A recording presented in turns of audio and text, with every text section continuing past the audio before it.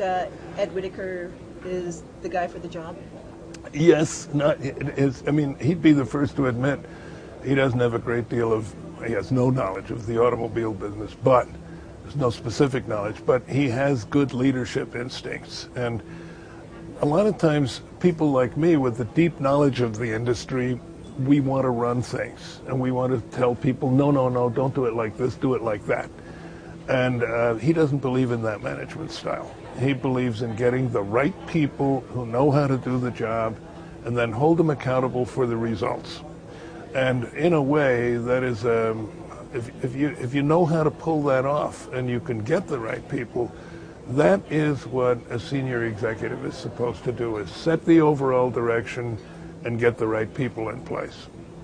And one of the problems we've had with GM senior management, maybe myself included, is we maybe don't empower our people enough, and we do too much detailed control from the top. There's a difference between being a CEO for a large corporation that's very conservative and being a CEO or marketing person, product person for a company where people buy something as expensive as a car, but buy it for an emotional reason. Yeah. Do you think Ed Whitacre has put the people in charge that will be able to fit this whole bill? Well, at this point, there's only one correct answer for that, and that's yes. These are all excellent people that I greatly respect, and he obviously selected them after having carefully sought everybody's opinion. And yes, I do believe these are the right people.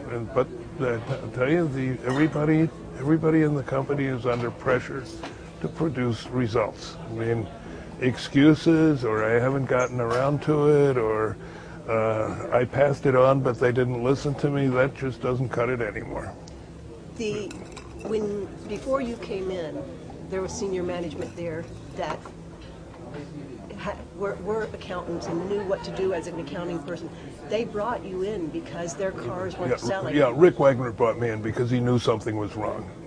He didn't know what was wrong, but he knew something was wrong. And finally he said, I hardly know how to ask this, but because I know you're 67, or at the time I was 69, he said, but would you be willing to kind of like work full time? I said, sure. But he really, I don't think he himself didn't have the instinct or the knowledge of what it takes to produce great cars and trucks as opposed to okay cars. But he could sense that I did. And at the beginning there was a lot of resistance from the organization because I was doing things differently. And I was asking for things differently, and I was a lot of times not following process, which was a sacred word at GM, follow the process.